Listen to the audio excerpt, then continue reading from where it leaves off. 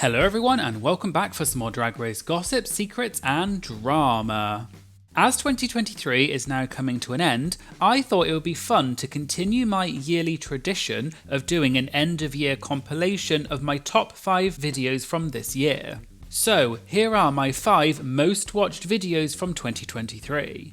And I'd also like to quickly say thank you so much to all of you, my incredible subscribers. I've been so truly honoured to have all of you supporting my channel, and I really appreciate all of your love and support. So I hope you had a great 2023, and let's look forward to all the Drag Race gossip, secrets and drama coming up in 2024. Thank you and enjoy.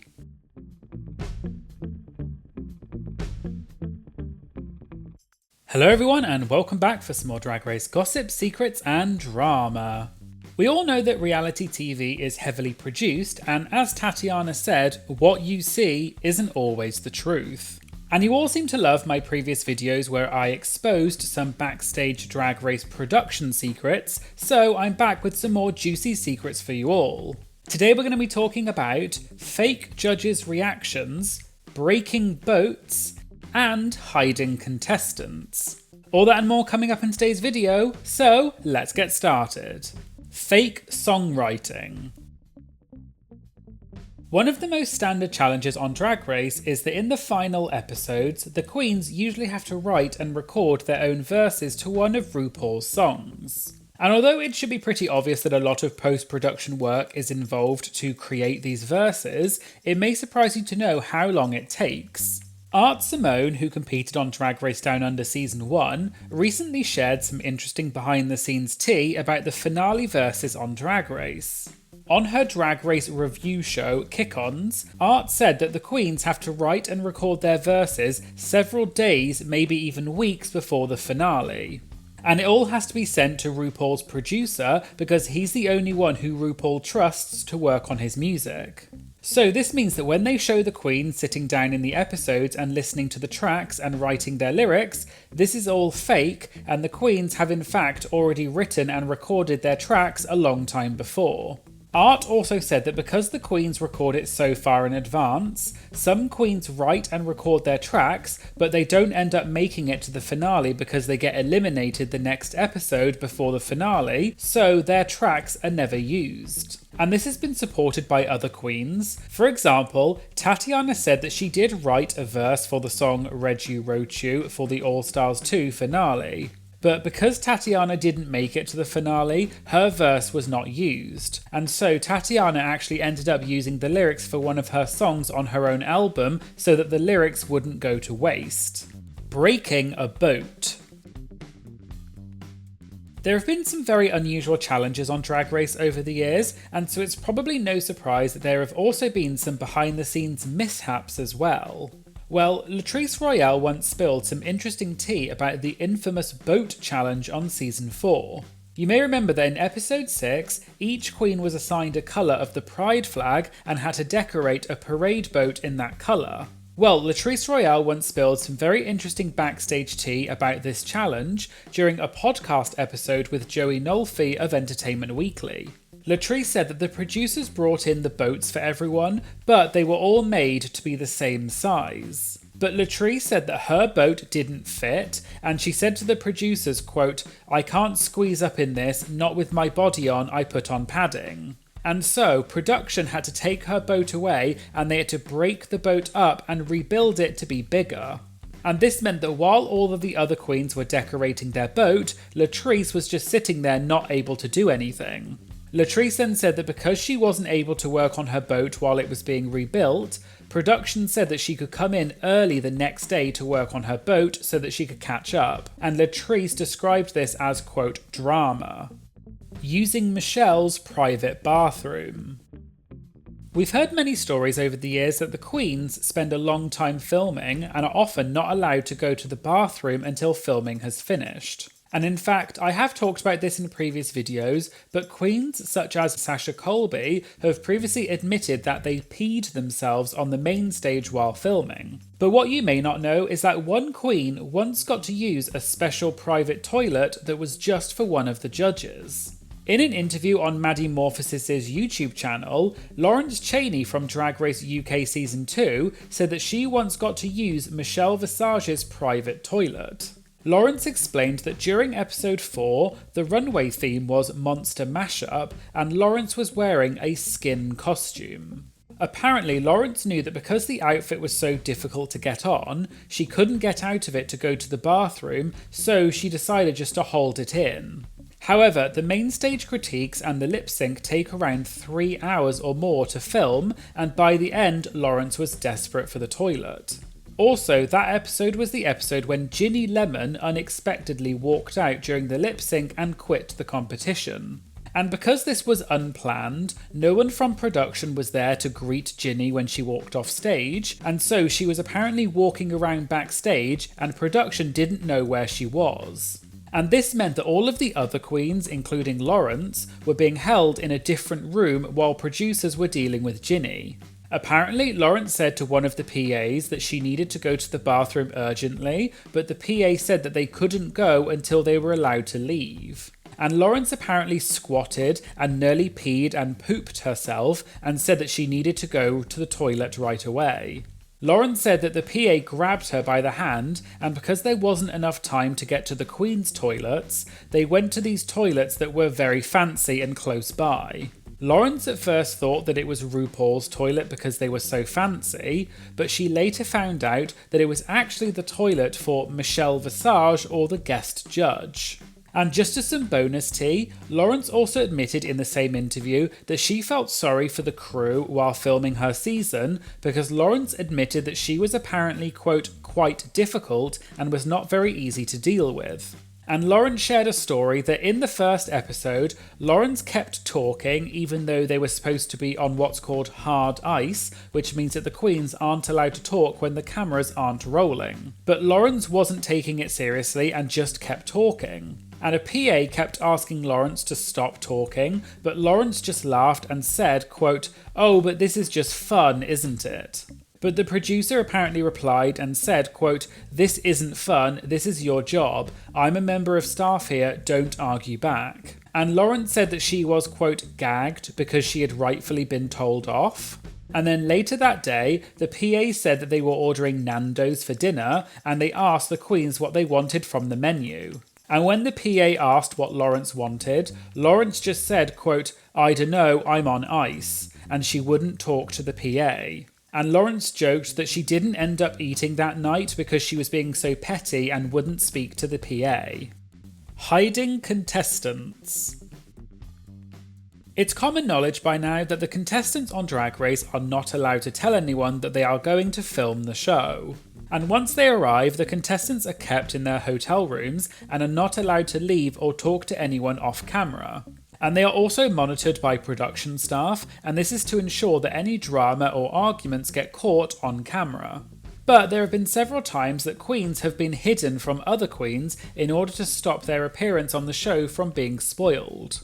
For example, you may remember that on season 14 of Drag Race US, there was a split premiere over 2 episodes. And one queen was eliminated in each episode, but they were later brought back to the competition, namely Dia Betty and Orion Story. Well, Orion Story once spilled in an interview with Pressed Conference that she knew that she was going to be brought back and that the producers hid her from the other contestants.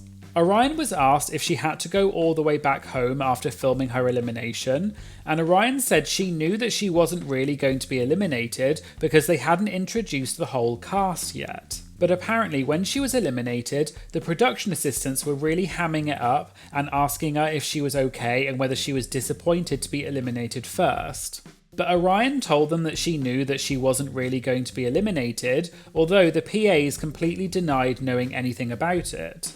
And so Orion then had to film the part in the workroom where she was packing her suitcases and then got in the car to drive away.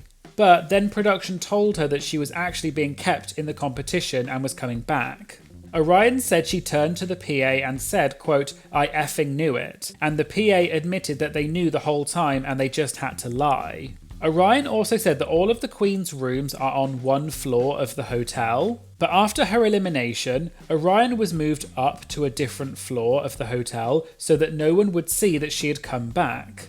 And Orion had to stay there for 5 days until she was brought back to the competition in episode 3, because they film about 2 episodes per week, Monday through Friday, and then they have the weekends off in their hotel rooms. Orion was also apparently given a sewing machine to use in her hotel room during that time, which Orion admitted that she ended up stealing. Fake judges' reactions. The judges are an integral part of Drag Race, and that includes not only the regular judges like RuPaul and Michelle, but also all of the guest judges. And with so many judges and different people coming and going, you can imagine that there is a lot of work that needs to be done to make sure the judges look camera ready. However, what you may not know is that often the judges' reactions and comments are not as real as they appear, and they are often filmed at different times to the actual runway. For example, Art Simone from Drag Race Down Under shared on her show Kick-Ons that on her season, for the talent show in episode 7, the contestants had to film their talent show numbers really early in the morning for some reason. But because it was so early, the judges, namely RuPaul, Michelle and Reese Nicholson, hadn't had time to go and have their hair and makeup done yet. So according to Art, while they were filming their talent show numbers, the judges were sitting there, but they were in their dressing gowns and none of them were in drag or in hair and makeup. And so later on, once the judges had had hair and makeup done, the judges had to go back to the main stage and film fake reaction shots that they then interspersed into the talent show to make it look like it was all filmed at the same time, even though they were actually filmed at totally different times. And other queens have also said similar things to back this up.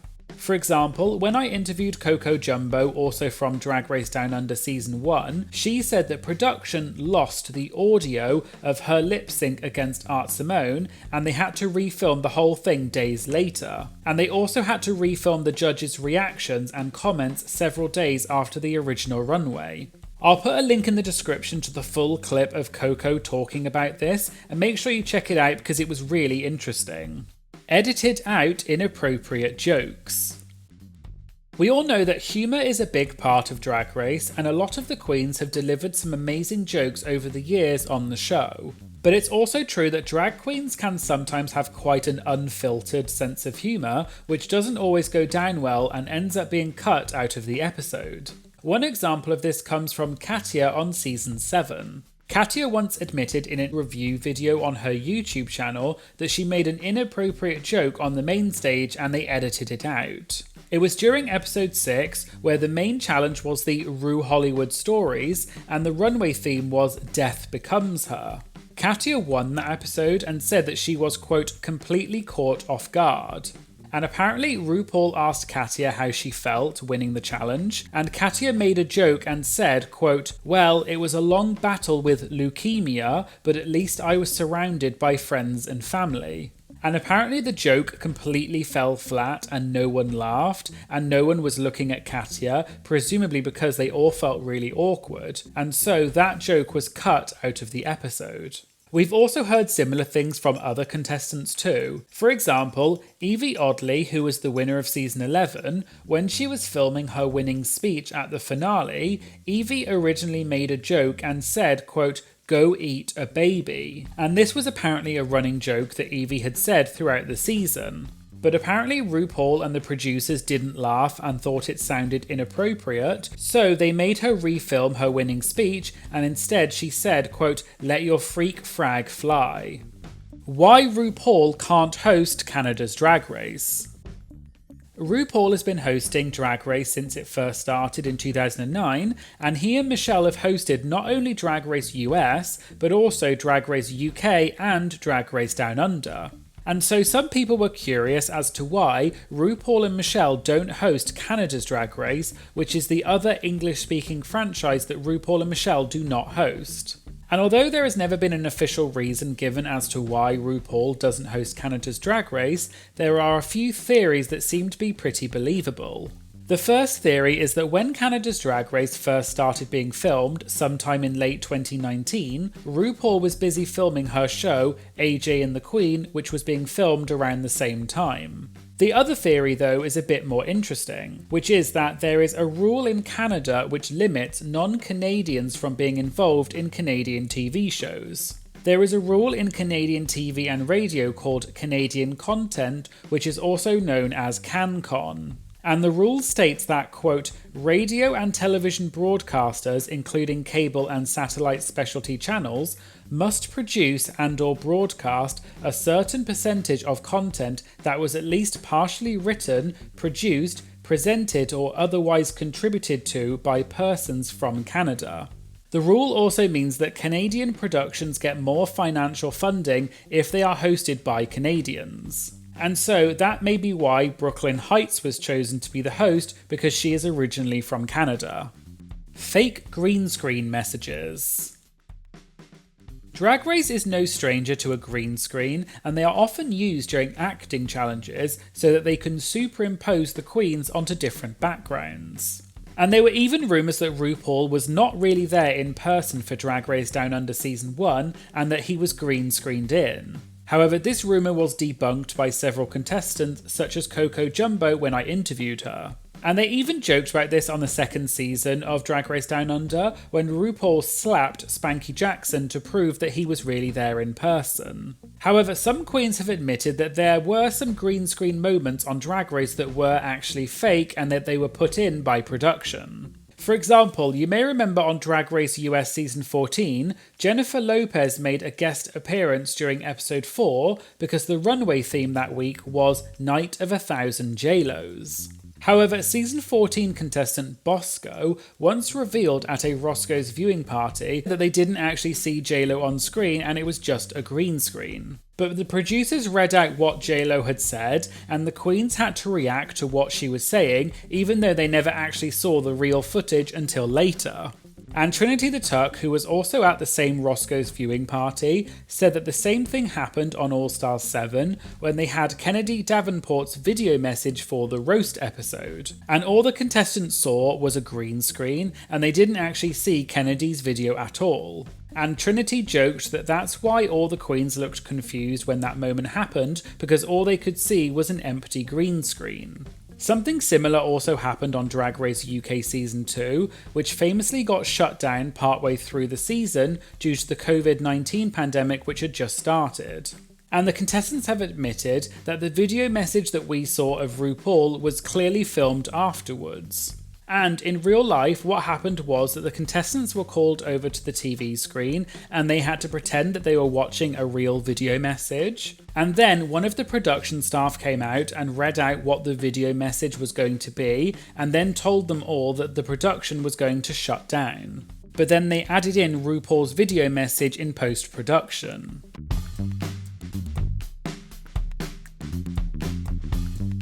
Hello everyone and welcome back for some more Drag Race gossip, secrets and drama. As some of you may have seen, a recent Reddit post that was written by an alleged former employee from Drag Race who was fired went viral. And the Reddit poster said that because they had been fired, they invited people to ask questions about the show and the Reddit user answered the questions and spilled lots of apparent backstage tea. And although we don't know if this is a genuine former employee or not, I thought it would make for an interesting video to go through some of their claims and talk about how true they may or may not be.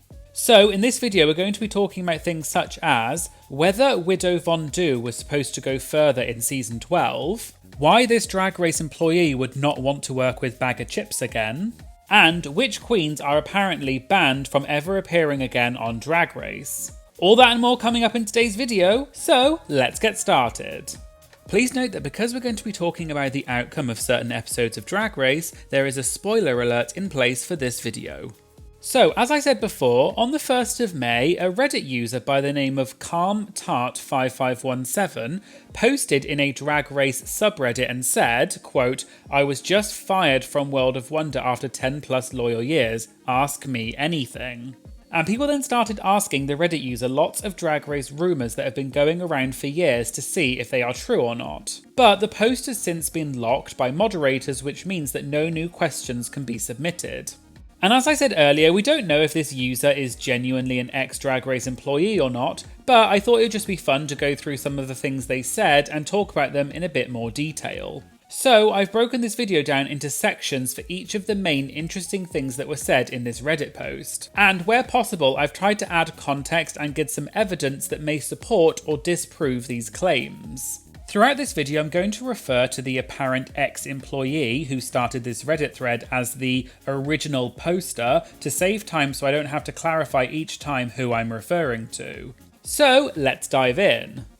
So the first question that was asked was there ever any queens that production planned to go far in the competition that ended up being eliminated earlier for reasons behind the scenes, like Valentina, I'm guessing? And the original poster said, I'll just say this, Widow in season 12. As I'm sure many of you will remember, Widow Fondue competed on season 12 of Drag Race US and placed 7th after being eliminated in episode 9. And Widow became a fan favourite early on in season 12, and she won the first week's challenge, which was when the queens had to write their own verses to the RuPaul's song I'm That Bee.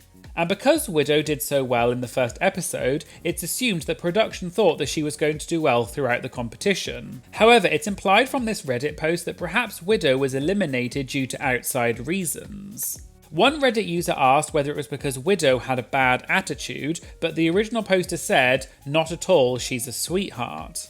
However, another Reddit user wrote a long post basically saying that they had worked for Widow at DragCon in LA, and Widow apparently treated them badly and acted weirdly towards them, and the person ended up leaving after one day. However, this is of course not verified, so we don't know if this is true or not.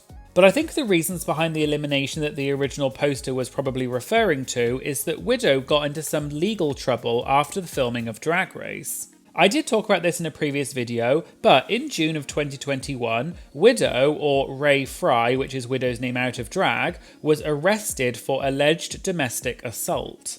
Video footage of Widow's arrest was then posted on social media, and in the video, Widow can be heard shouting that she was, quote, assaulted in my own apartment, and that it was, quote, self-defense. As a black man in this city, I am being arrested for defending myself in my apartment. In terms of what allegedly happened, it was reported that Widow's ex-boyfriend claimed that he was sleeping at Widow's apartment, and Widow got upset that he was there.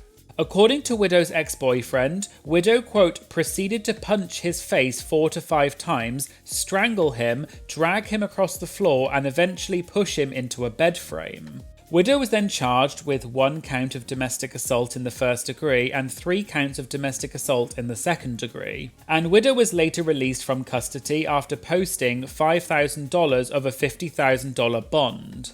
Widow was also scheduled to appear in court later that month, but I can't find any more information about the case since then. So it's unclear whether Widow was actually convicted or whether the case is still ongoing.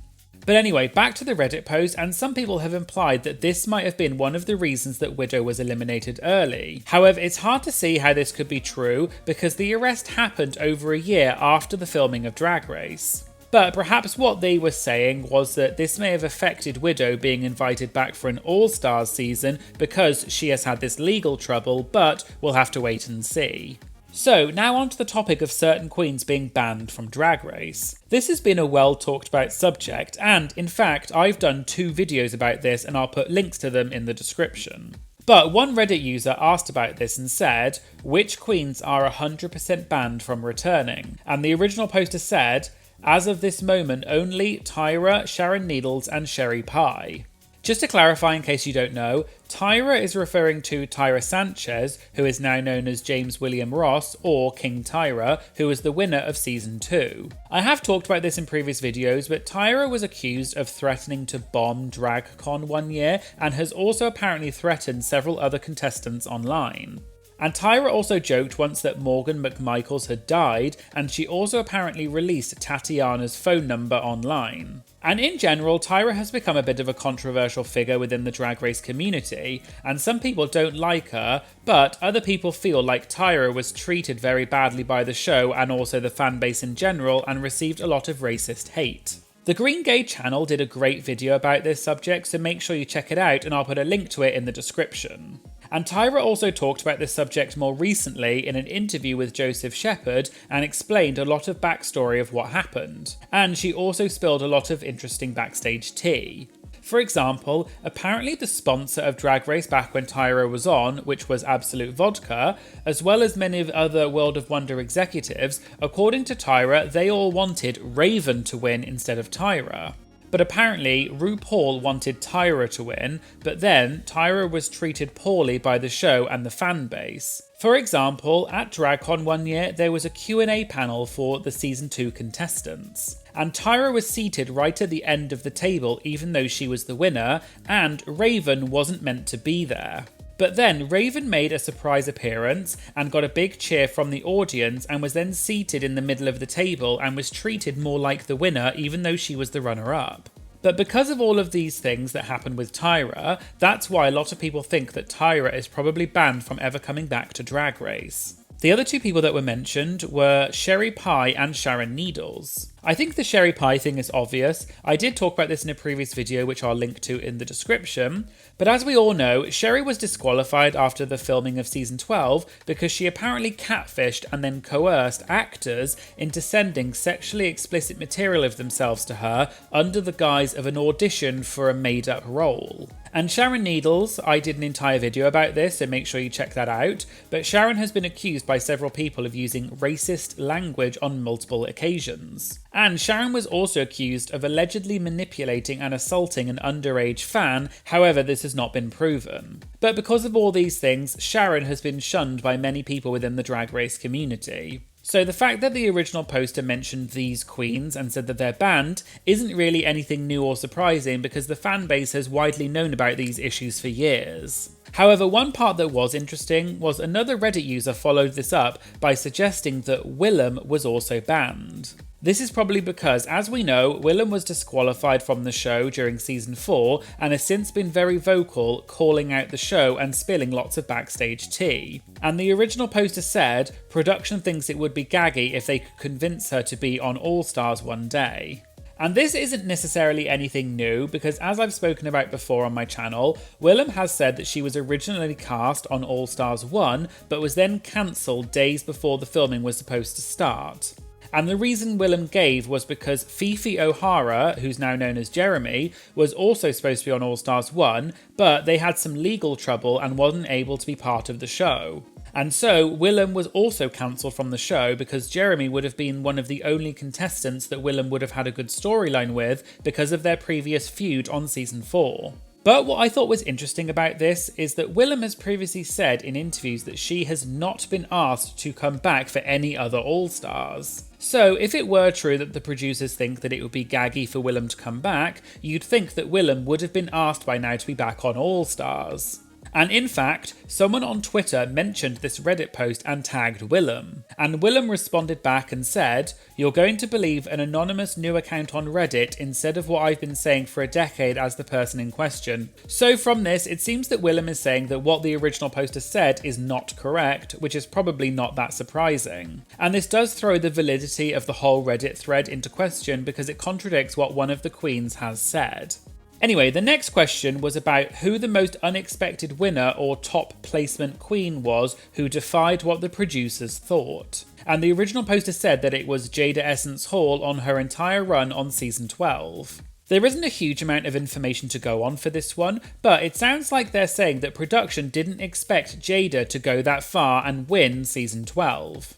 And the only reason I can think of as to why the original poster might have said this is because Jada was apparently an alternate for season 12, meaning that she was a backup and replaced someone else who had dropped out last minute. And although I don't think this has ever been publicly confirmed, Jada did say during her virtual reaction event to winning the crown on season 12, quote, "I was almost not even supposed to be there." And other people in the season 12 cast have previously said that Jada had a week less than everyone else to get ready for the season, which further hinted that Jada was an alternate. And in fact, later in the Reddit thread, someone asked which queens were alternates on Drag Race, and the original poster said that Jada was one of them. So this might be the reason that the original poster said that Jada was an unexpected winner. However, this is well-known information within the Drag Race fandom, so this doesn't necessarily prove that the original poster is who they say they are. The next question was about the season 14 Snatch game, which many of you will remember did not go down very well, and everyone except Deja Skye was in the bottom and had to lip sync for their lives in the Lollapalooza lip sync smackdown in the next week. Well, someone asked if the Snatch game on season 14 really was that bad, and the original poster said, "No lol, Willow had us all dying, Roscoe had us laughing too."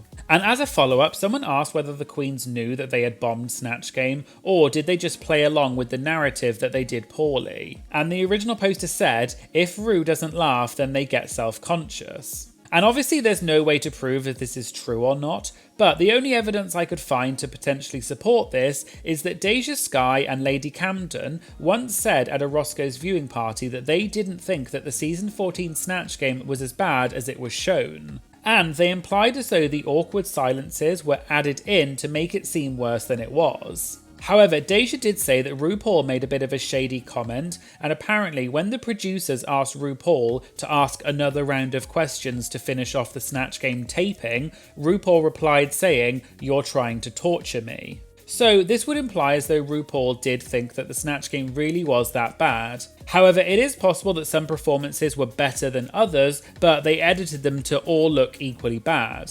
And perhaps the producers saw an opportunity for some drama, which is why they decided to put everyone except Deja in the bottom. And in fact, another question in the Reddit thread was whether the lip sync Lollapalooza was planned from the start of season 14, and the original poster said yes. And on a similar note, another thing that was asked that was related to this is whether the golden chocolate bar twist on season 14 was rigged. And the employee said yes, and that they apparently rigged it to save a production favourite, which is why they knew that Roscoe was going to get the golden chocolate bar and was then saved from elimination. But this is according to them. Another question that was kind of interesting was about whether season 15 contestants Sugar and Spice were scouted or did they audition like everyone else. And the original poster said that Sugar and Spice were scouted, and so were Sasha Colby and Luxe Noir London. And the original poster also clarified that these queens were given an outright invitation. However, another Reddit user then called out the original poster and said that that can't be true because a voice note that Luxe had sent to her boyfriend before she got cast on season 15 was published. And in the voice note, Luxe said that she had sent in her audition tape, and she said that it had been seen by the producers and watched 6 times in one day, and Luxe said, quote, "I'm about to be on Drag Race, I know it, I know it." I did some research into the audition process, and apparently the queens have to upload their audition tapes onto the website Vimeo as a private video. And on Vimeo, you can see how many times your video has been viewed. So if the video has been viewed multiple times, it's a potential sign that the producers liked your tape and you're likely to be cast. So I thought this was an interesting potential insight into the casting process. But anyway, back to the Reddit post, and when the original poster got called out, the original poster clarified that Luxe was invited to submit an audition, and so was Mistress Isabel Brooks. And this is something that we know Drag Race does, and multiple queens have said in the past that they were contacted by World of Wonder and they were asked to audition. And another Reddit user said that Bob the Drag Queen was apparently asked to audition for season 8 after RuPaul had seen her live at a performance, and the original poster said that that was correct. I did try and find some evidence to support this, but I couldn't, but that doesn't necessarily mean that it isn't true. However, I did find a post on Bob's Facebook from July of 2018, and Bob posted a video and said that it was her audition tape for season 7, which would imply as though Bob auditioned for at least one season before season 8. Another question was about All Stars 9, which hasn't been announced yet. However, a Reddit user asked whether the rumours were true that the season would have a no eliminations format, a bit like All Stars 7, because many of the queens that they were asking to be on All Stars were saying no. And the original poster said, "Prepare to be gagged." And although the original poster's response doesn't actually tell us anything, it does bring up an interesting point that many of the queens have apparently said no to being on All Stars. Earlier in the Reddit post, someone else asked if season 9 runner-up Peppermint had ever been asked to be on All Stars, and the original poster said that she had been asked multiple times but had never accepted. However, we do know that Peppermint was almost once on a season of All Stars because she revealed it in an interview with Pink News in 2020. Peppermint said, quote, "I was asked to go on All Stars. I can't say which season, but I couldn't because I was on Broadway at the time, so they called someone else. If the chance ever comes around again, I would love to do it. I want to do as many different projects as possible." And this would somewhat contradict what the original poster had said about Peppermint never accepting an All Stars invitation, but perhaps that's not what the original poster meant, and I guess we'll never know. The next question was about who the most difficult queen they've ever worked with is, and the original poster said that it was Bag of Chips from Drag Race UK. And they clarified that Bagger was, quote, "stuck up and believes she's perfect," literally, and they also said that Bagger was entitled. I'm not 100% sure what specifically the original poster is referring to, but there has been some negativity towards Bag of Chips over the years. The main accusation against Bagger has been that she is a Tory, which is slang for a member or supporter of the Conservative Party in the UK, which is one of the main political parties in the UK, and it is on the centre-right of the political spectrum. And this stems from the fact that Bagger appeared in an article in 2017 in Boys magazine, which was titled "Why Vote Conservative?" And in the article, Bagger said she supported Theresa May, who is a politician for the Conservative Party and eventually served as Prime Minister from 2016 to 2019. And after this article resurfaced, people accused Bagger of being a conservative, and this shifted many people's opinion of Bagger because the Conservative Party does not have the best reputation when it comes to LGBT+ rights and other social issues. But Bagger has since denied being a conservative, and in an interview with Metro in 2019, Bagger said that she supported Theresa May, but she didn't like Boris Johnson, who was also the Prime Minister for the Conservative Party.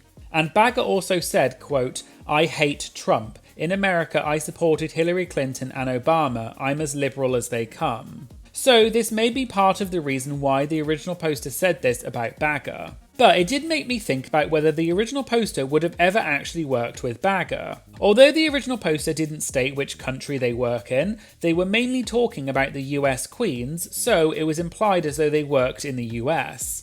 However, Bagger has only appeared on Drag Race UK and UK vs the World. So I assume the original poster must have worked with Bagger outside of Drag Race, or they had heard this information from someone else at WoW, because Bagger has never competed on a US season as far as I'm aware. Or perhaps the original poster has worked in multiple countries, it's not 100% clear. And as I said before, we also don't know if this person actually did work for WoW and if it's all just made up. And the other reason I wondered about this is because the original poster was also asked which queen deserved a villain edit on their season but didn't get one. And the original poster said Jimbo. And the only reason I can think of to support this is that on UK vs the World, apparently Jimbo had a full meltdown and went off at the producers after her elimination, but it was never aired. And I did talk about this in one of my videos in more detail, and I'll put a link in the description. But once again, Jimbo has so far only competed on Canada's Drag Race and UK vs the World and not a US season. Unless the original poster is referring to All Stars 8, which is airing soon, and Jimbo is part of that cast. So we'll have to see if any more information comes out about Jimbo in All Stars 8, and perhaps the original poster was referring to that season and not Jimbo's previous seasons. And finally, someone asked whether the queens were properly taken care of during the competition and if WoW should do more to help the queens prepare for life after Drag Race. And the original poster said, quote, "God, honestly, despite WoW being a bleep company, we have on-site caretakers who look after the emotional being of the queens. I can't express it enough how much better it's gotten, and WoW 100% needs to do better with preparing them for after Drag Race." And other queens have alluded to this in the past. For example, Gottmik once said in her podcast No Gorge with Violet Chachki that the queens now get access to therapy because apparently one of the queens in the past had threatened to end their life. But they bleeped out the name of the queen, so it's not clear who they were referring to. And for example, Gottmik also said that someone on season 13 was making apparent transphobic comments towards Gottmik during the competition, and it was later implied as though it was Elliot with two T's. and Gottmik apparently talked to their therapist about it. But many other queens have said that they received no support from WoW after Drag Race, especially when the queens were receiving hate online. But the part about WoW being better and supporting the queens more does seem to be somewhat true based on what other queens such as Gottmik have said for more recent seasons.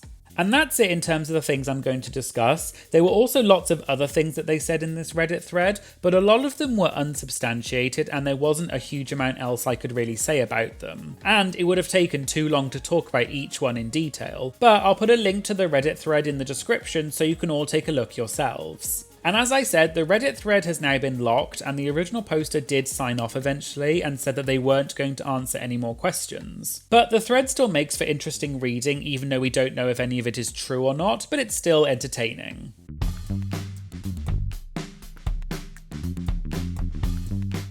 Go! Please, yes. Please, I'm sorry to yell. I will not do that. Go take a break. Okay. That episode was awful for you. What the f is wrong with you? You're boring and arrogant. I don't know what she's like getting out of this, where she's got this like weird hostility. I have no idea. I don't know where it came from. Hello everyone and welcome back for some more Drag Race gossip, secrets and drama. Today we're going to be looking at two of the most successful queens to come from the RuPaul's Drag Race franchise, Trixie and Katya. In this video we're going to be looking at how Trixie and Katya first rose to fame, why Trixie and Katya had a public falling out, some of the drama involving Trixie and Katya, and what the future looks like for them. All that and more coming up in today's video, so let's get started. How it all began. Trixie Mattel and Katya Zamolodchikova both competed on season 7 of RuPaul's Drag Race in 2015 and placed 6th and 5th respectively. On the show, Trixie and Katya didn't have much interaction and many people assumed they weren't really that close.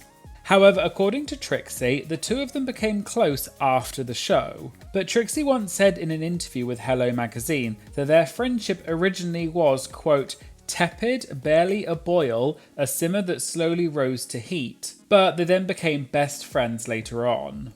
The two of them then appeared together in a special edition of Fashion Photo Review in 2015, where they tooted and booted the looks that Raja and Raven had worn during Fashion Photo Review.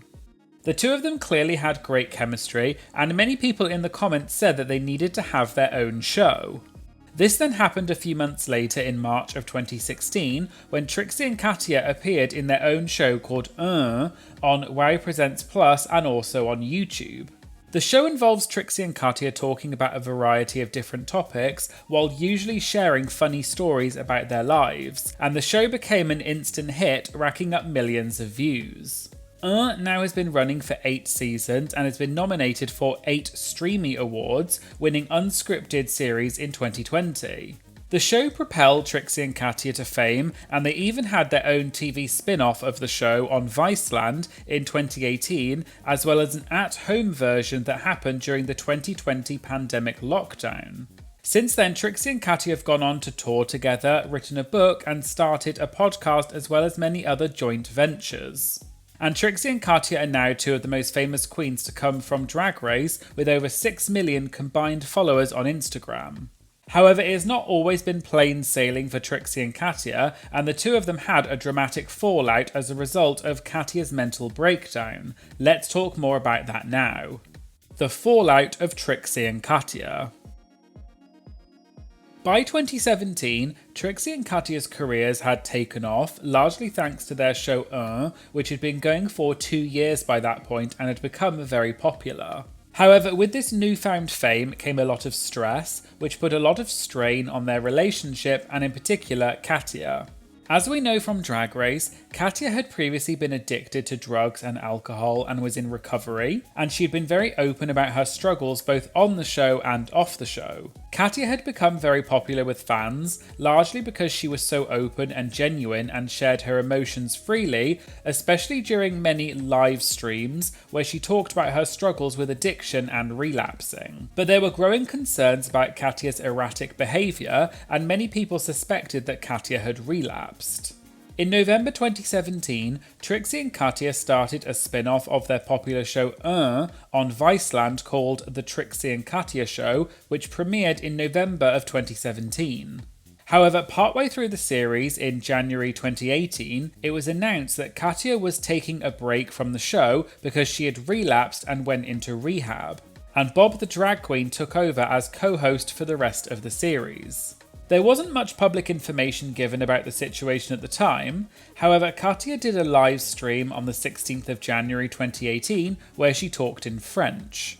And Katya said, quote, "I'm tired, I'm exhausted, my brain doesn't work anymore because of the drugs, because of all the gigs, I need to take vacations like a normal person." Katya also talked more about the situation on Instagram where she said, "I'm not dying, I want to live. I'm a drug addict, but I'm sober today and yesterday and before, but I need to take a vacation because I want to survive like Gloria Gaynor." Later in March of 2018, Katya announced on Twitter that she was back from rehab and was seemingly doing better. Katya then appeared on the podcast Whimsically Volatile later that year, where she talked very frankly about her relapse on meth and had a, quote, complete total psychotic break from reality and couldn't tell what was real or not real. Katya also said that someone close to her filed a restraining order against Katya, and she admitted that she had hit, quote, rock bottom. Katya also said that she had experienced, quote, hallucinations, visions, auditory hallucinations in the form of God. This is what led to her checking herself into a rehab facility, which, quote, rocked her world, and she talked very openly about her road to recovery. And that was all of the information that we had at the time, and Trixie didn't really say that much about it at the time. However, in April of 2019, Trixie Mattel released a documentary called Moving Parts, which followed Trixie's life and career during that time. And it featured a lot of raw and unfiltered backstage moments, including her fallout with Katya. During one part of the documentary, they showed the behind-the-scenes moment during the taping of the Trixie and Katya show on Viceland, where Katya has an uncomfortable breakdown on set and walks off. I'm having a hard time restraining myself because I don't want to lose touch with reality because I had a psychotic break and it's really stressing me out. I am absolutely about to unwrap it, and that's not funny to me. There is then a moment where Trixie talks to Katya off camera, but they are still mic'd, and Katya said that she needs to be in rehab. I just can't talk right now, and it's nothing personal. I don't understand what it is. I can't tell what's helpful. I don't know what's helpful. All I know is that I should be in rehab. Trixie described this as, quote, stressful, and she also insinuated that she felt angry that Katya was negatively affecting a big opportunity for their careers. But Trixie also understood that Katya was going through a tough time and it wasn't her fault because she was struggling with addiction. Trixie had already filmed All Stars 3 at this point, and it had begun airing during this time. And during Trixie's documentary, they showed a moment where Trixie received a nasty text message from Katya, who said that Trixie had humiliated herself during her poor Snatch Game performance on All Stars 3. Katya, you just sent me a message that said, "You're about to kill your whole career. That episode was awful for you. What the f*** is wrong with you? You're boring and arrogant. The only two sins on television." You should have said that. Katya was clearly struggling with addiction at the time, and it's assumed that her mental state was not in the best place when she wrote those messages. But Trixie and Katya appeared to have a falling out because of it, and there was a period of time where the two of them did not speak. However, they later seemed to reconcile, and Katya was featured at the end of Trixie's documentary, and the two of them seemed to be on good terms. Trixie later said that this was a very hard period of her life and that Katya had given her permission for the on-set breakdown to be shown in the documentary. On the podcast Shut Up Evan, Katya admitted that she and Trixie didn't speak for quite a while, but Katya said that Trixie, quote, taught me the real power and value of forgiveness, and Trixie, quote, just kind of waited it out and forgave me. Trixie and Katya then resumed filming their series of as well as their podcast The Bold and the Beautiful, and also many other projects, and the two of them seemed to be as close as ever. So it seems that this fallout was only short-lived. However, Trixie and Katya have had a few other dramas throughout their career, which we'll look at now. The dramas of Trixie and Katya. For the most part, Trixie and Katya are relatively drama-free and don't tend to get much criticism from fans, and they seem to be pretty universally liked by most other queens. However, over the years there have been a few small dramas that Trixie and Katya have been involved in. For example, in July 2018, a clip of Trixie from the Haters Roast resurfaced, and people accused Trixie of making a racially insensitive joke. For those of you who don't know, the Haters Roast is a comedy roast tour where queens from RuPaul's Drag Race tell roast jokes about each other. And a clip from Trixie's routine went viral after a joke that Trixie made about Latrice Royale. You like this outfit? I couldn't decide what to wear. It's just like a cotton. Latrice picked it.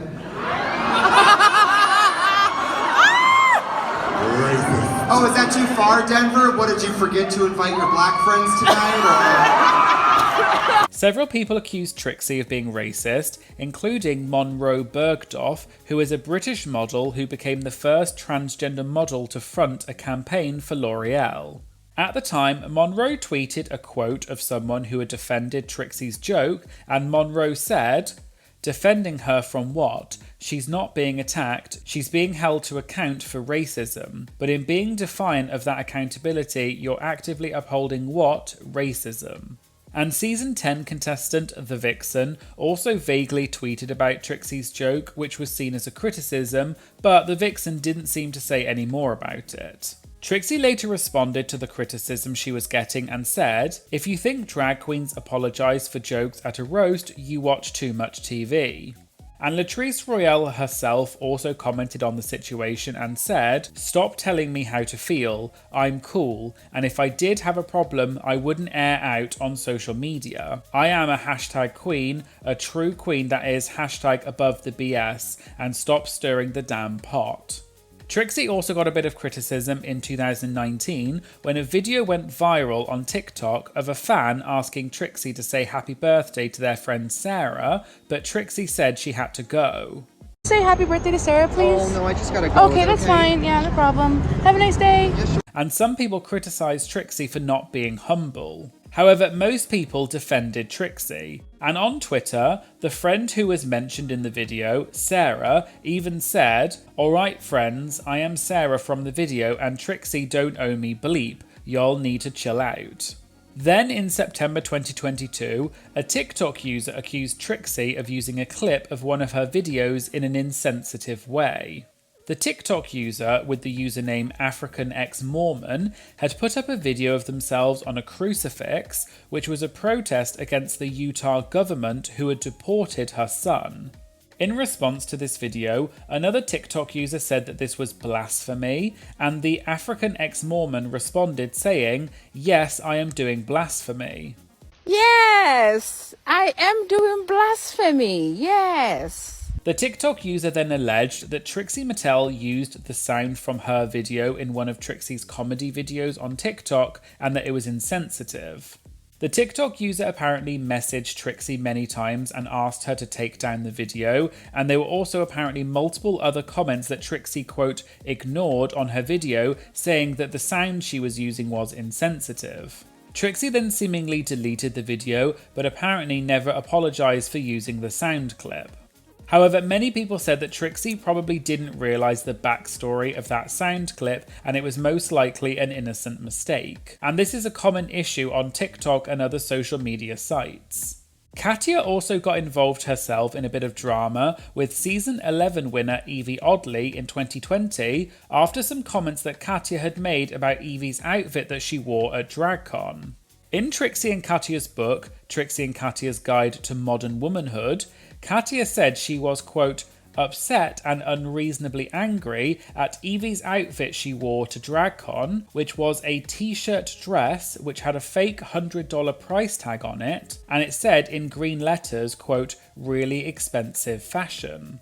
And Katya said in the book that Evie wasn't carrying herself with the, quote, prestige factor of a winner, and said that Evie needed to, quote, polish it up, and that Evie was, quote, trolling people with that outfit. Evie later responded on Twitter saying she disagreed with Katya and that her outfit was a statement against Drag Race fans who expect the queens to spend a lot of money. And in an interview with Entertainment Tonight, Evie said that it was, quote, messed up that Katya published a book that said, quote, why this one queen of colour is garbage and she doesn't look good. And Evie said that Katya doesn't realise how privileged she is and that queens of colour are treated much worse by the fandom than white queens. And several queens supported Evie, such as Nina West, Brooklyn Heights and Boa. And it appears that Katya later expressed regret over her comments, and during a live stream event to promote their book, Katya said that although she didn't like Evie's outfit, quote, she was making a statement, and I get that, it doesn't matter, but I don't want people to have bad feelings because of that. I don't think she needed to be singled out by name, so I feel bad.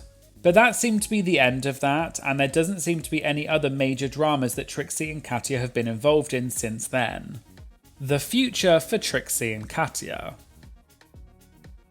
Although Trixie and Katya have had a few rough patches during their career, they seem to be doing better than ever. And despite their brief falling out that they had in 2018, the two seem to be stronger than ever and have continued to build their careers. Their hit show has now been running for 8 seasons and is still incredibly popular with fans. The two of them completed a sold-out tour of 80+ cities in 2023, and they are also involved in several other web series such as Netflix's I Like to Watch.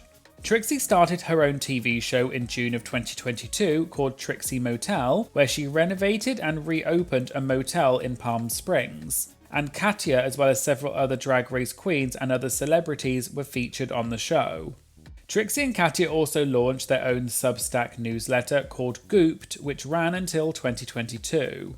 Their book also debuted number 2 on the New York Times bestseller list. And their careers show no sign of slowing down, and the two of them have become some of the most famous and prominent drag queens in modern history. And they seem to have left their past dramas behind them. So we'll have to see what the future holds for Trixie and Katya.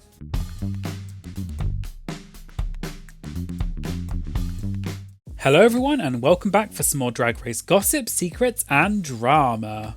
I'm back for another Roscoe's recap, and this viewing party was for Season 15, Episode 15, which was the reunion episode. And the guests were Detox from Season 5 and All Stars 2, Jujubee from Season 2, All Stars 1, All Stars 5 and UK vs the World, as well as Carson Kressley, who has been a regular judge on Drag Race since Season 7. And if you want to watch the full Roscoe's viewing party, I'll put a link to it in the description. Today we're going to be talking about Bob the Drag Queen dissing Mistress Isabel Brooks in a new song, the reason why Carson Kressley was mysteriously absent for most of Season 15, and Detox says that Trinity the Tuck needs to leave Luxe Noir London alone. All that and more coming up in today's video, so let's get started. So they started off by talking about the season in general, and Carson mentioned that you may have noticed that he was quite absent from the season, and he was only there for a few episodes at the beginning and then disappeared. Carson explained that they regularly get tested for COVID, and one day he was in his trailer and people came to his trailer wearing, quote, hazmat suits and told him that he had tested positive for COVID. And Carson joked that they took him and his luggage to his rented Kia Eclipse car and he wasn't allowed to come back on set for 10 days. Carson said that the final episode was 11 days after that, so he thought that he'd be able to at least come back for the final episode. However, they had to change the filming schedule and it was moved to the 10th day instead, so Carson was not allowed to come back for any of the rest of the episodes. They then talked about this week's episode, which was the reunion, and they brought up Princess Poppy's outfit and how it was an homage to Rebecca Glasscock. Just in case you don't know, Rebecca Glasscock was a contestant on Season 1 of Drag Race US, and her entrance outfit has become a bit of a meme online today because compared to today's Drag Race entrance looks, it was quite plain. Anyway, Detox said that Poppy did a great job of recreating Rebecca's look at the reunion, and Detox said, quote, "I was like, who's Poppy?" And everyone started laughing, and then they looked into the camera and said, quote, "Hi Poppy." Host Naysha Lopez then brought up Carson being absent for most of the episodes and asked whether, because he was absent for most of the episodes, was he able to form more of an opinion and be a bit more loose with his opinions. And Carson joked and said, quote, "I don't know why you looked at me and said loose," and then Carson shoved an entire piece of food into his mouth and everyone started laughing. Carson then explained that although it sucked that he had to miss so many episodes, it meant that he got to see the season from a different perspective. Carson then said that people often ask him if the judges know about the storylines and the drama between the queens, and Carson said no, they don't, and the only thing they get to see are the runways and the performances. Carson then said, quote, "Some of these contestants are shady bees," and Carson added, quote, "We have no idea and you would judge it very differently, I think, as a person who has feelings. You might be like, they were mean, I'm going to dock them." They then brought up the moment from the reunion when Princess Poppy joked that people think that she gave other people COVID. Just in case you missed this, I did talk about this in a previous Roscoe's recap, which I'll link to in the description, so make sure you check that out. But basically, when Poppy was at Roscoe's, she made a comment saying that she had COVID right before filming started, and she tried to shove chapstick up her nose because she had read online that it stops COVID tests from showing as positive. And Poppy got a lot of criticism afterwards, and Poppy tweeted saying that she didn't actually have COVID. And in a recent interview with Entertainment Weekly, Poppy talked more about this and said that it was a joke and she didn't actually have COVID at that point. She also stated that she didn't actually put chapstick up her nose and this was just something that she had read online. Anyway, back to Roscoe's, and they talked about this moment at the reunion and getting COVID, and they joked that Poppy must have given Carson COVID, and host Batty Davis said, quote, "Carson, I know how you like them little Twinkie boys." Carson then said that he doesn't have a relationship with any of the queens until after the show is finished. And Carson even said that a lot of people may not know this, but the judges have to sign a contract that says that the judges won't have any kind of relationship with the contestants until the show is over. They then talked about the moment in the reunion when Luxe Noir London addressed whether her wig was really 40 inches long. And Naysha brought up the fact that while they were on the topic of Luxe, Luxe had received a lot of hate online and had to defend her drag and her attitude. Detox said that Luxe came in with a lot of confidence and then delivered on her claims because she's really good at what she does, so her attitude was actually warranted. And Detox made the point that unfortunately, queens of colour tend to be held to a different standard, and Detox said, quote, "Let's call a spade, it's easy to pick on a black contestant." Host Caramel then said that queens of colour get held to a double standard, and Caramel made the point that Luxe had a similar track record and attitude to season 10 winner Aquaria, but Aquaria didn't receive the same amount of hate that Luxe did. And Caramel made a point about how, quote, "toxic the fan base is." Batty Davis then said that the queens who had already been on the show are tearing down newer queens and it needs to stop. And Jujubee then said, quote, "Are you talking about Trinity?" And Batty said yes. Just to explain in case you hadn't seen, Trinity the Tuck and Luxe Noir London had a few feuds on Twitter throughout the season. And I did talk about this in a previous video, so I'll put the link in the description if you want all of the details. Anyway, at Roscoe's they talked more about Trinity the Tuck's feud with Luxe, and Jujubee said, quote, "Leave Luxe alone, Trinity," and Detox also said the same thing. Detox then said that the whole thing was, quote, "so silly," and then said that she was about to insert herself into the drama, but then remembered what had happened with Valentina and decided not to. For background information, if you didn't already know, back when Valentina was on season 9, Detox had made several negative comments about Valentina. For example, in one tweet, Detox insinuated that Valentina puts on an accent when she's on TV. And Detox also made a few comments on Facebook from an account under the name Matthew Sanderson, which is Detox's name out of drag. And Detox said that she had a beef with Valentina because she felt that Shea Coulee had been, quote, "robbed," and also Detox said that she thought Valentina had a, quote, "contrived character," and said that she knew her, quote, "bull bleep."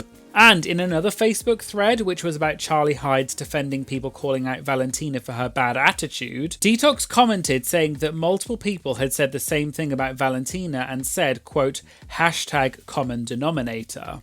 Anyway, Detox said that because of all of that with Valentina, she decided not to get involved with the Trinity and Lux drama on Twitter. But Detox said that one of Trinity's tweets that, quote, killed me the most was when Trinity said that she was too busy on her international tour to get involved in the drama. And Detox said, quote, well, you're not too busy to be effing quote tweeting and all of this bleep. Detox said that we have more important things to focus on and we should not be fighting within our own community, and we also shouldn't be focusing on impersonations that were, quote, mid.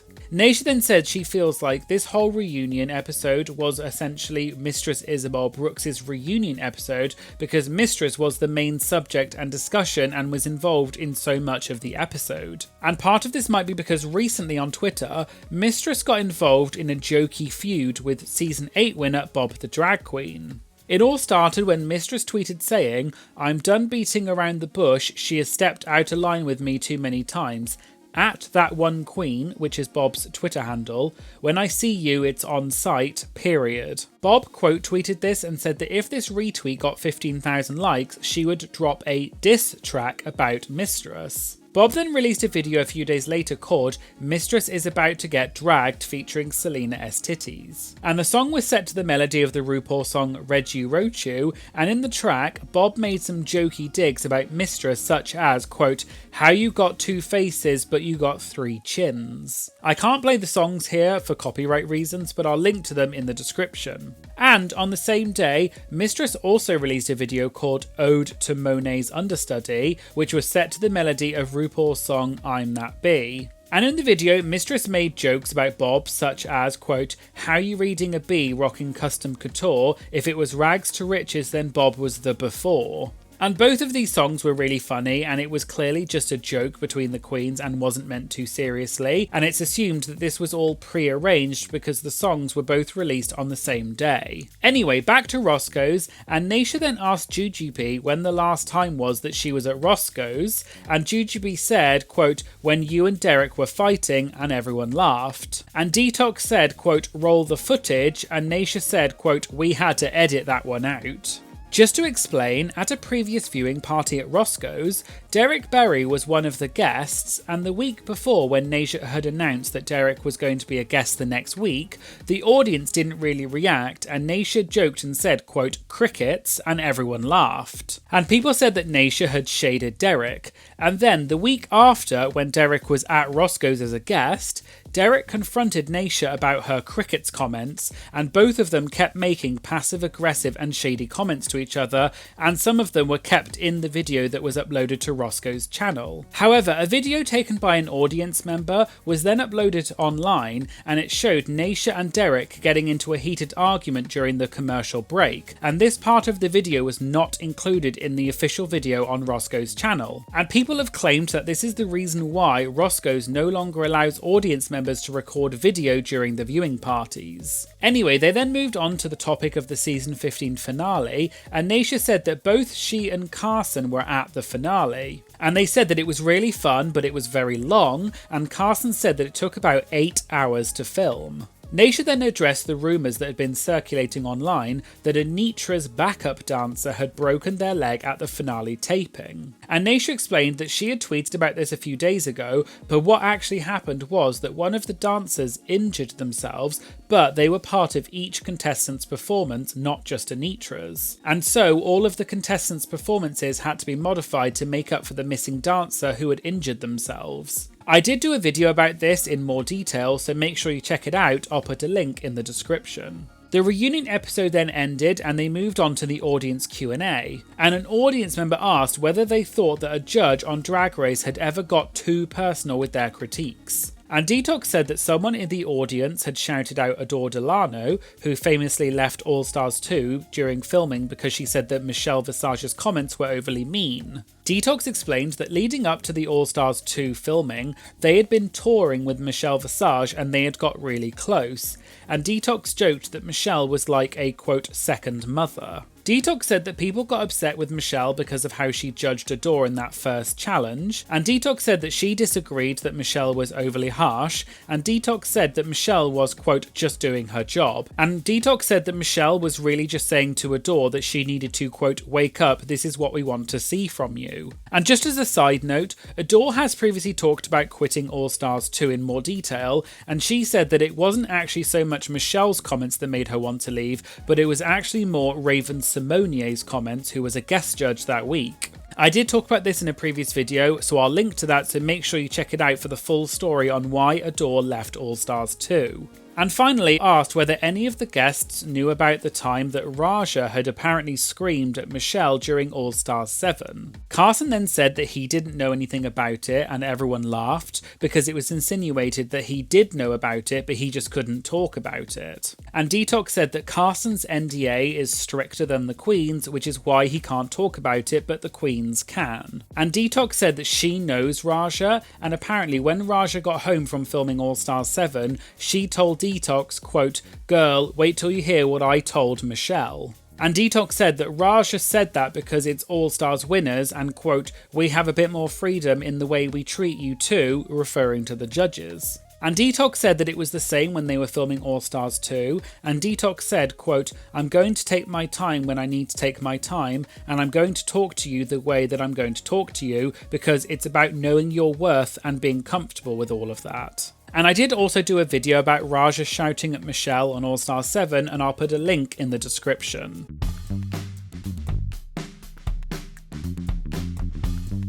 Hello everyone, and welcome back for some more Drag Race gossip, secrets and drama. So, it's been a year since I did my 2 videos about queens who have quit drag, and these 2 videos were my first really successful videos. And to celebrate it being a year since I released these videos, I thought I would add a few more queens to the list who have recently quit drag, and then make it into one big compilation. And please let me know if any of this information has changed since my original videos.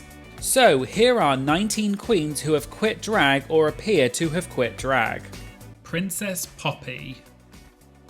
Poppy appeared on season 15 of Drag Race US. There have been a lot of questions circulating on the internet about whether Poppy has quit drag because she has not posted on her Instagram since June of 2022. And on her Twitter, however, she posted a bit more recently in January of 2023 and appeared to say that she thought that she looked, quote, busted on Drag Race and that she would have eliminated herself. And Poppy had apparently previously said that she would prefer to do more behind the scenes work, such as being involved in production rather than being on camera. And she also said at a Roscoe's viewing party that she didn't enjoy the filming process for season 15 and that's why she would never go back for an All Stars.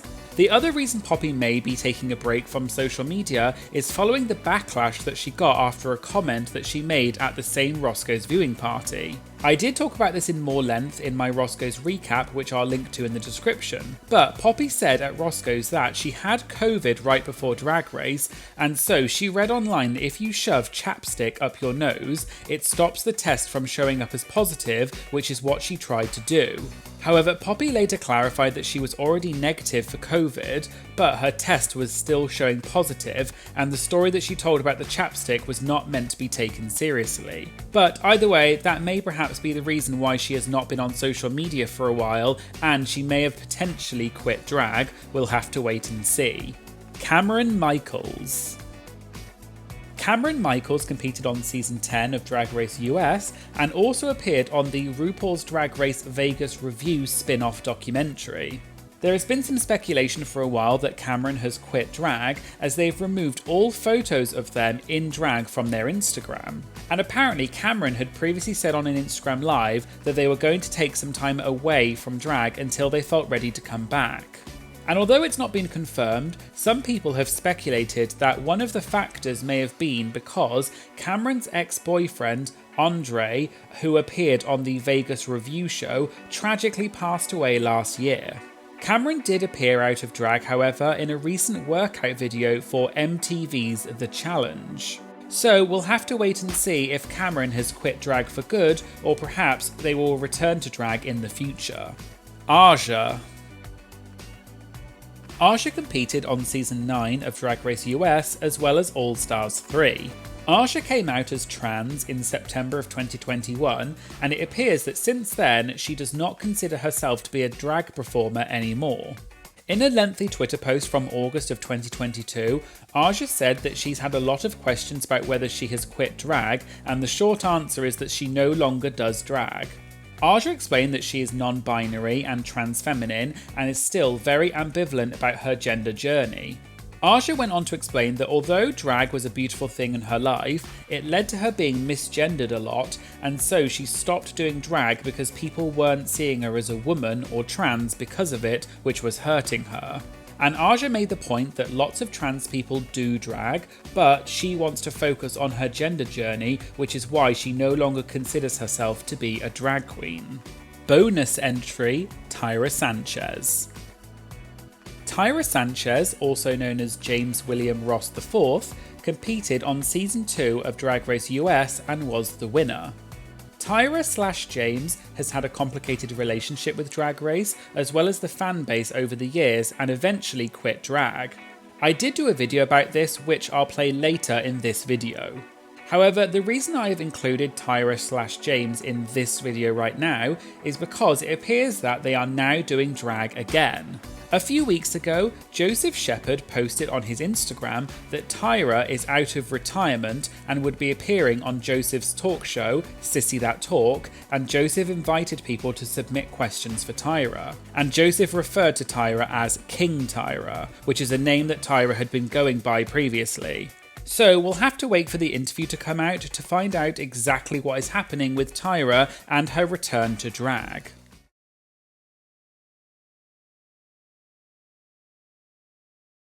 Alyssa Summers. Alyssa Summers, whose real name is Alex Hernandez, competed on Season 4 and placed 13th. It appears as though Alyssa has quit drag because she hasn't posted on social media since 2015, and the things that she has posted have been out of drag, so it is assumed that she has retired from drag. However, in 2019, Alyssa created a Twitter profile and seemed to be doing shows at the Honey Pot Bar in Florida. But as of today, the Honey Pot appears to be permanently closed, and Alyssa's Twitter hasn't posted anything since January 2021, so it doesn't seem very clear whether she is still doing drag or not. Kenya Michaels.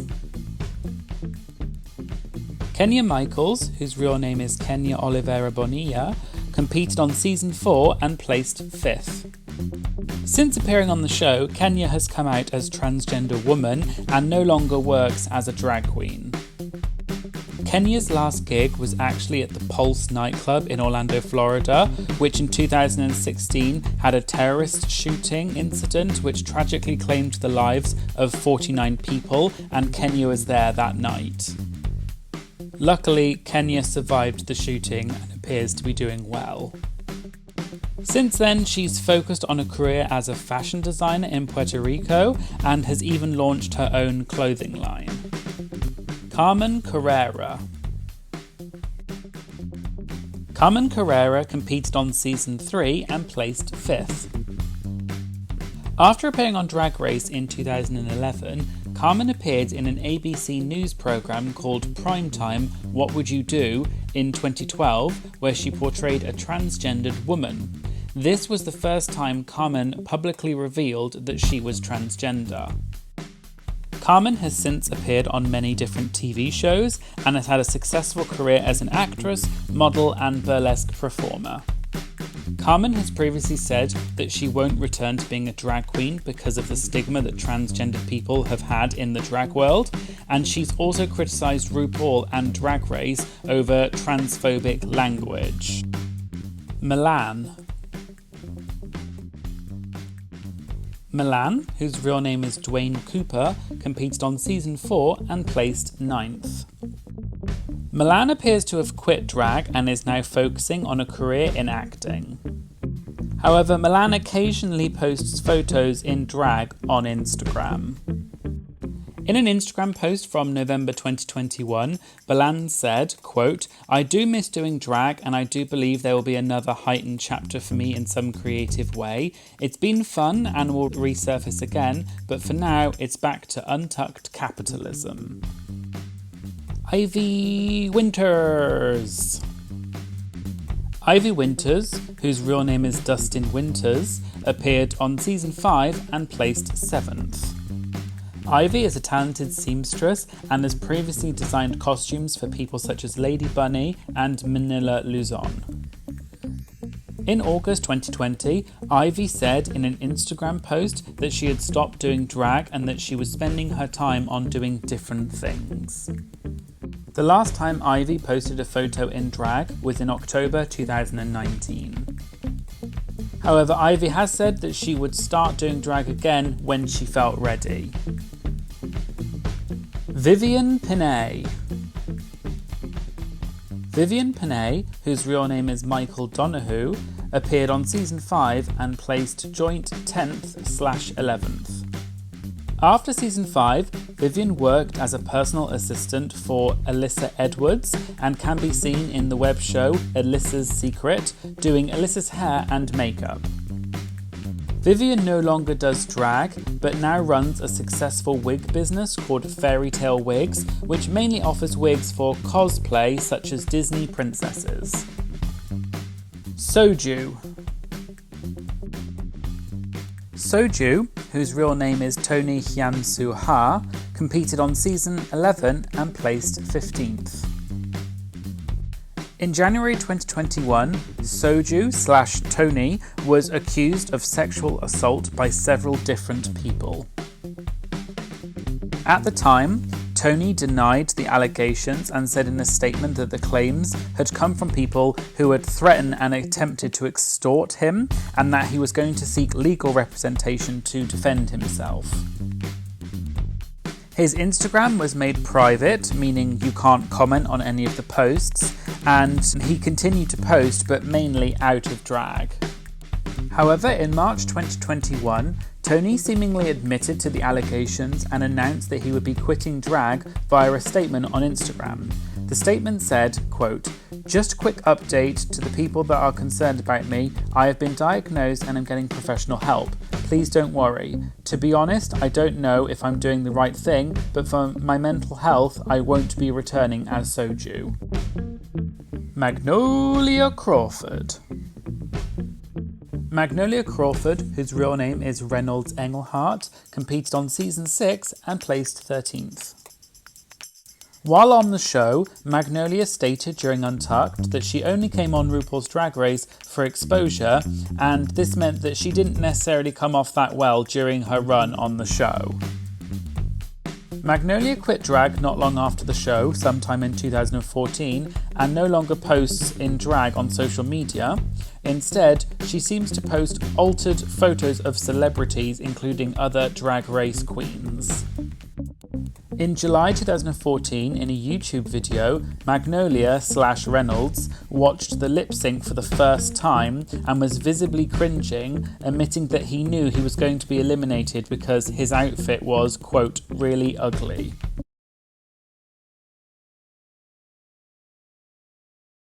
Fred Van Leer. Fred Van Leer has been the host of Drag Race Holland since it started in 2020. Although Fred appears in full drag on the actual show, he's actually been retired from being a drag queen for quite some time. He previously worked as a drag queen in Rotterdam for about 15 years, and then he was a judge on Holland's Next Top Model, and he also worked on several other TV shows such as the Dutch version of The X Factor.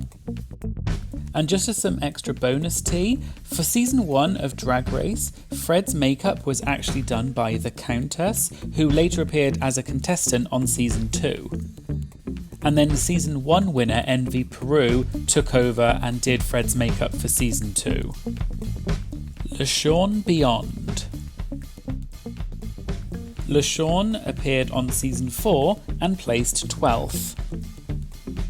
LaShawn is perhaps best known for coming up with the iconic line of "This is not RuPaul's best friend race." Since the show, LaShawn has transitioned and is now a trans woman and appears to have quit drag. However, since then she appears to have deactivated her social media and has left the public eye. As some bonus tea, LaShawn is a talented designer and actually designed Latrice Royale's entrance look for All Stars 4. Fifi O'Hara / Jeremy. Fifi O'Hara, whose real name is Jeremy Carey and now goes by the name Jeremy, competed on Season 4 and All Stars 2, placing runner-up and 7th respectively. Jeremy announced in May 2020 that he would continue to do drag under his real name and especially cosplay such as Harry Potter and other topics. Jeremy explained in several interviews that Fifi was just a character that he was playing at the time when he was on Drag Race, and he's now retiring that character. In a May 2020 Twitter post, Jeremy explained that, quote, "When my hobby became a job, it kind of killed it for me. I don't plan on stopping drag. I will continue to and only attend large tours or conventions in drag, which will be announced when those are scheduled. But as far as performing at bars, brunches or events of similar caliber, I will be stopping altogether soon." Jeremy has also criticised RuPaul and Drag Race on many occasions, such as calling RuPaul a, quote, fraud, and that she doesn't care about the contestants unless they're making her money. Check out my video, RuPaul's Drag Race Queens Who've Called Out RuPaul, for more information on this. Honey Mahogany. Honey Mahogany appeared on Season 5 and placed joint 10th/11th along with Vivian Panay. Since being on the show, Honey has come out as gender non-conforming and has been involved in politics, for example being the first transgender person to serve on the San Francisco Democratic County Central Committee. Although Honey appears to still be involved in the drag-related world, it appears that she is now focusing more on activism and is no longer a full-time drag queen performer. Rebecca Glasscock. Rebecca Glasscock, whose real name is Javier Rivera, appeared on Season 1 and placed 3rd. Rebecca/Javier appeared to quit drag and didn't post any drag-related content for quite some time and appears to go more by the name Javier than Rebecca. In 2021, Javier was actually voted Mr. Stonewall. However, back in 2018, Javier hinted that he may be restarting drag and then subsequently appeared in drag as Rebecca in the Season 10 finale, but it doesn't appear that he's posted any drag content since then. Javier won the Mr. Noche Latina pageant in 2022, although this was out of drag. Robbie Turner. Robbie Turner, whose real name is Jeremy Baird, competed on Season 8 and placed 7th. I've talked about this in my previous videos, but in 2018, Robbie tweeted saying that she had been involved in a fatal car crash and that the driver of the Uber she was riding in had died. However, police then said that no fatal car crashes had been reported in that area on the day in question, which then started to arise some suspicions about Robbie's story. Robbie later admitted that the crash actually didn't happen, and she thinks that perhaps someone slipped something into her drink the night before and she had fallen in the shower and hit her head, but it's not quite clear what the real reason is. After the incident, several Drag Race queens commented negatively on the situation on social media, and it's been assumed that Robbie has quit doing drag because she hasn't posted anything on social media since April 2018 and appears to be seeking help for her mental health, which I hope she gets. Monica Beverly Hills. Monica Beverly Hills appeared on Season 5 and placed 12th. Monica was actually the first contestant to reveal that she was trans during the filming of the show. She appears to have stopped considering herself as a drag queen and now lives as a trans woman. Monica has actually criticised RuPaul for his stance around trans contestants being on the show in the past.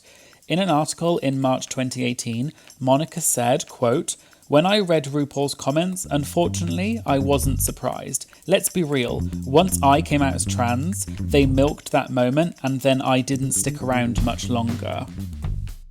Since then, it appears that Monica has distanced herself from RuPaul and the show, and for example, on her Instagram, unlike several other former contestants, she doesn't even mention in her Instagram bio that she has appeared on the show. Tyra Sanchez / James Ross. Tyra Sanchez, whose real name is James Ross and is the name that he now goes by, appeared on season 2 and was the winner. James has actually had several controversies since his win and has kind of fallen out of favour with the show and some fans.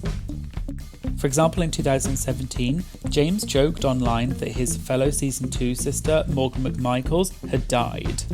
The same year, he also leaked the phone number of his fellow season 2 sister, Tatiana. In April 2018, it was announced that James had been banned from DragCon after he threatened other drag queens and fans online. James had posted several ominous posts on his Facebook warning people not to attend DragCon and saying, quote, "Don't say I didn't warn you." And on his website, he had a countdown with the title Boom, which many people thought was insinuating James was saying that there was a bomb that was going to go off at DragCon, but this was later proven not to be the case and it was all just a hoax.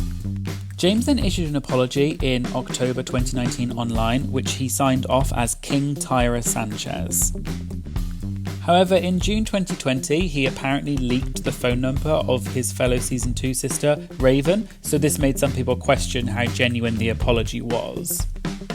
In March 2020, James announced that he had quit drag and deleted all Instagram posts that were made as Tyra, and later created a new Instagram under the name James Ross. Did you know about these already? If so, comment below. Please make sure you like, comment and share this video as it really helps support my channel. And of course, please make sure you hit the subscribe button to stay up to date about new uploads. Thanks for watching and I hope you'll join me again in future videos. Thank you, bye!